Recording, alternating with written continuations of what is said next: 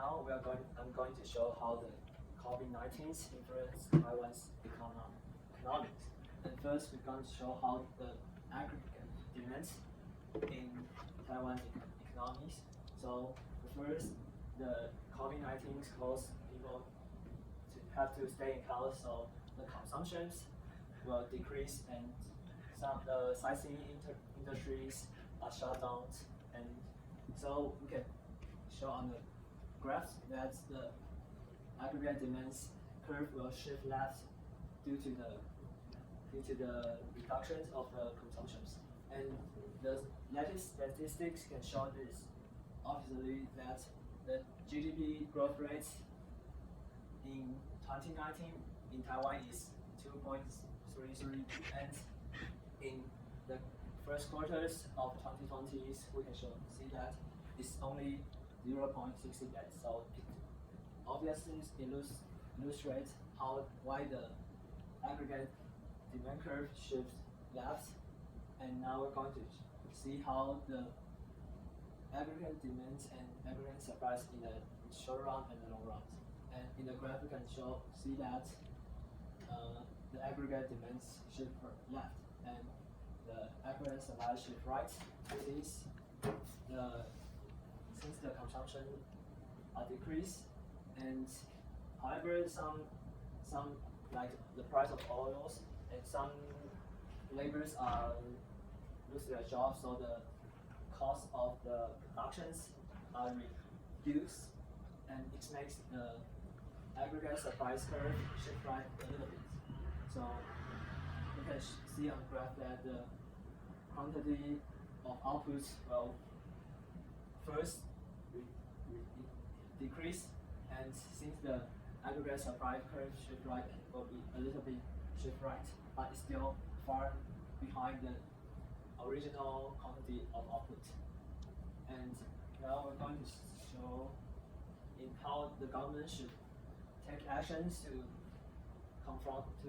solve these problems. And the government should increase the money supplies, which will decrease the real interest rate, and the lower interest rate will make people to get more money to consume products. And in these ways, the aggregate demand curve will shift right, and the quantity of outputs will increase. And in this way, the situations will become better, and in this governments can take some monetary policies which are like some money injections, but however these kind of policies are not directly in the graph here, and the aggregate demand curve shift will not too obviously. So another choice is on fiscal policy, and the government increase more on the purchase, which increase on the aggregate demands, which also increase the quantity of output. And now I'm going to show how some policy that Taiwan's government have done to solve the economy crisis. The first one is everyone knows, like the lower interest rate loans for some affected business, like the sightseeing industries, some restaurants, some stores, which are affected by the COVID-19. And another one is some interest subsidies for some small, medium entrepreneurs. And under this stick economics conditions, some small, medium entrepreneurs may come from some financial problems. So these interest subsidies will help them to get over this crisis. And another is some tax relief, and the most known one is the venture programs, which are shown these days, like the 30,000 ventures. And I'm going to show them how the ventures programs affect the economies you can see the ventures programs are going to stimulate the people to consume products. So in the picture, we can expect that there will be the aggregate demand will shift right, and in this way, the quantity of outputs will increase. And however, under these consequent conditions, some product effects may show. Like since the money of demands are increased, the real interest rates will increase too. And the real interest rate increase will make people use less money into consumptions. So back to the graph about the aggregate demands, and you will some shift back to the shift left and make the quantity of outputs become less, but totally under some state complements regulations, and the crowding out effects might be under control. So overall, these ventures programs will increase the aggregate demands and finally increase the quantity of outputs, which helps some source and the economy become better. And that's all for the questions ones. Thank you, Ron. Okay, I'm responsible for the second question. And for the number one, please introduce more about the trade war between USA and China. And President Donald Trump in 2018 began setting tariffs and other trade barriers on China, with the goal of forcing it to make change to what the US says are unfair trade deficits. Among those trade practices and their effects are growing trade deficits, the theft of intellectual property, and the forced transfer of American technology to China. In the United States, the trade war has brought struggles for farmers and manufacturers and higher prices for consumers. In other countries, it has also caused economic damage, though some countries have benefited from increased manufacturing to fill the gaps. It has also led to stock market instability. And for the second question, I will narrate the impact of tariff policy to Americans' real interest rate and net capital outflow and real exchange rate and net exports. And the net export of America will decrease due to they prevent the import from China, so their net export will increase. So their net export will shift up in the market for foreign currency exchange, and it will also cause the real exchange rate increase. So for real exchange rate and net export, they will also increase. But for net capital outflow and real exchange rates, they remain the same. And for the third questions, I will narrate the tariff policy for China of their real GDP and overall price and nominal exchange rate. And their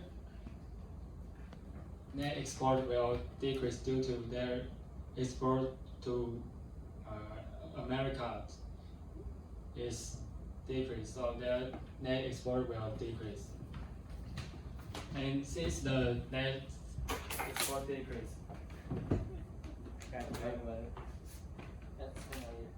their net export decrease, so they will cause the output decrease, and their aggregate demand will shift up, just in this picture. And it will also cause the price level decrease. So their overall prices will decrease, and due to the output of their decrease. Their real GDP will decrease also. And for nominal exchange rate, this one. For their nominal exchange rate, the nominal exchange rate consists of Chinese yuan and divided by US dollars. And since the net export in USA will increase, and it will cause the depreciation in US dollars. So the US dollars value will decrease, and it will cause the nominal exchange rate in China increase. So that's the third question. And for fourth questions, based on your analysis, do you agree with the belief of President Trump? But in short runs, I agree with Trump, but in the long run, it may cause other difficulty or barriers between China and USA. So it's hard to say that in the future the United States will be the winner in the future.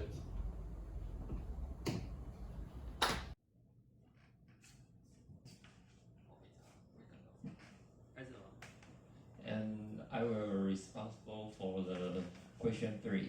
And the quantitative easing is a way for governments to increase money supply by buying bonds from public companies. The conventional monetary policy include 3 ways: open market operation, change reserve requirement, and change discount rate. The and the difference between the quantitative easing and the conventional monetary policy is that the monetary policy change money supply by influencing interest rate. However, because of the liquidity trap,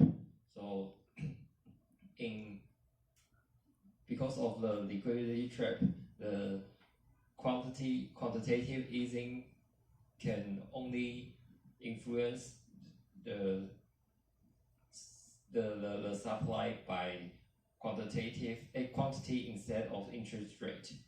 And the question 2 is that because of the financial crisis of 2007 and 2008, which result from the subprime mortgage crisis, the Fed used 3 rounds of quantitative easing to get the economy back on track.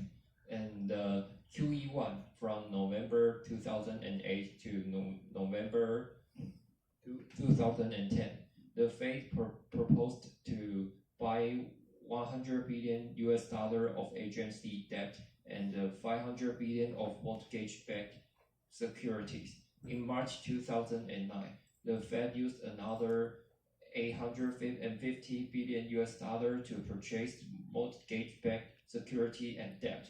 The Fed also channeled another $300 billion into longer dated treasuries.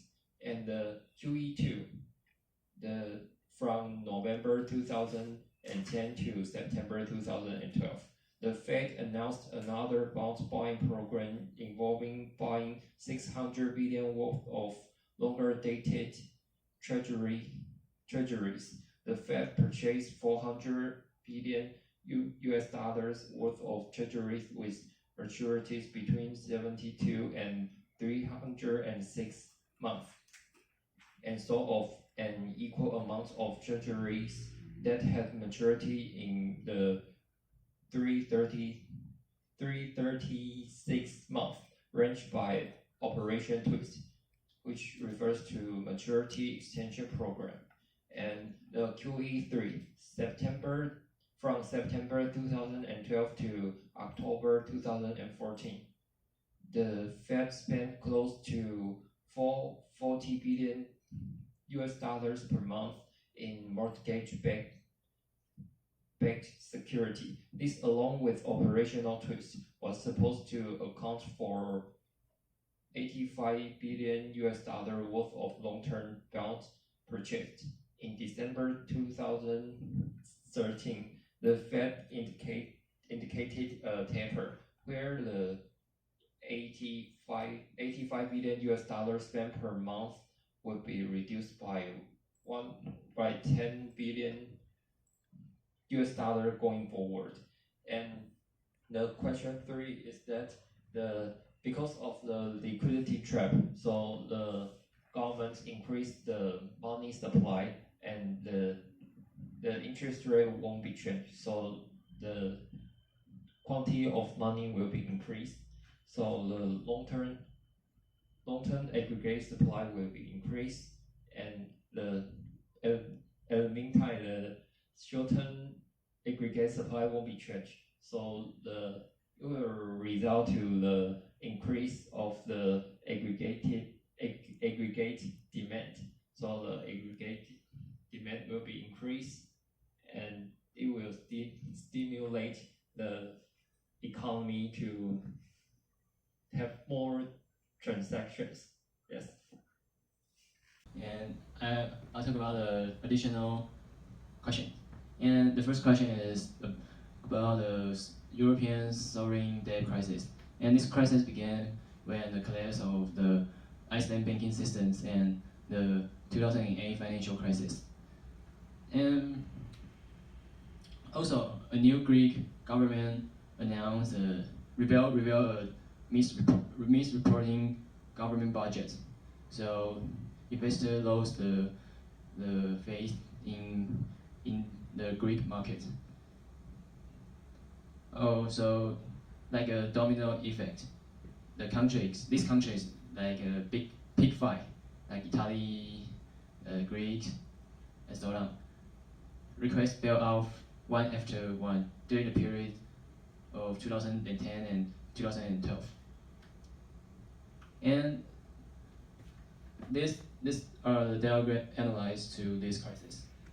First,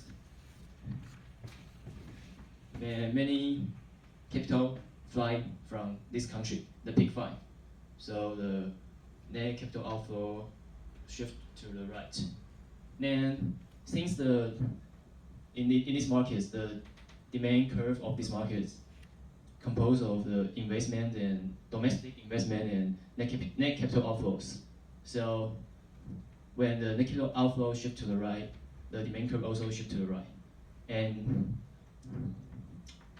we get a new real interest rate, R2. So the real interest rate increases. Then here we can see these markets, the dollar changed to foreign currencies markets, and the net capital outflow is supply curve, and the demand curve is net exports. So we can see the net capital outflow shift to the right. And here we get a new real exchange rate, and we can see it decreases. So if the real interest rate decreases, the country had a more competitive in exports, so the net exports increases. Yes. Okay, so next week go to the second question. It's about the Japanese economic liquidity trap.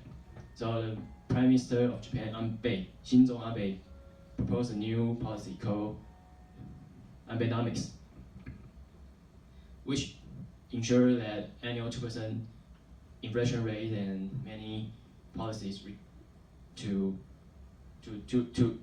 have a higher price level. So he mentioned the 3 arrows, which are monetary easing and structural reforms and fiscal policies. So here we can first see his monetary policies, which dedicated to enhancing the money supply. And since the Japanese economies are now in the liquidity trap, so their interest rates are pretty low. So the Prime Minister increased the money supply, did not also increase the interest rate. it only increases the quantity of money. So, and then we can see in the aggregate supply and demand graph. The increase in the quantity of money have an impact on the consumption turn in the demand curve of this graph. So the consumption part increases due to the increase of the money. So the aggregate demand curve shifts to the right, and we have a higher price level which achieve the Prime Minister's goal, have a inflation. Then another fiscal policy is enhance government spending, and this is more clear that you can see the demand curve include government spending. So if the government increases it, the demand curve will shift to the right. So and at the same, it increases the price level. Oh, the third question is about the Keynes and Hayek, these two totally different economists. And so I first briefly introduce the Keynes, the England economists who are famous for the fantastic advice to the former U.S. President Roosevelt during the period of Great Recession, about 1929. He suggested the U.S. government to increase the government spending, like to hire workers to do some fundamental infrastructure and to make the economic boom. And indeed, it actually helped the American in that time to become the strongest country in the world due to his precious advice. And another person is Hayek. He is an Australian economist who is faithful to Adam Smith's Invisible Hand. And although the mainstream at the time opposed Hayek's way of thinking, like a classical way of thinking. But in the 1970s and 80s, the former British Prime Minister Thatcher, took the Hayek's advice to release the government controlling business to fork, to let the fork to have a right to, to release the government business to the fork. Yeah. So and the British economy in that time have a great job due to this method. So now we have a comparison between these two economists. Keynes has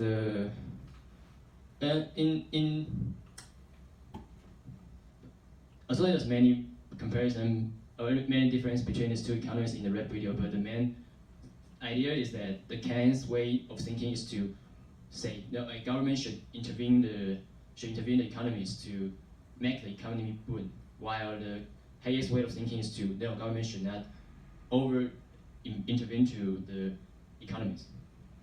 So this part is my point of view. I believe they both are right, but in different economic background. Like in the recession time, government should take Keynes' advice to intervene the economies to drop its country out of the bust. But in the stable era, like 1970s, 80s, like in Britain, government should take the Hayek's way of thinking to not to over-intervene to the economies, to let the invisible hand control the whole economic system. And this is our all question, from the first question to the additional question.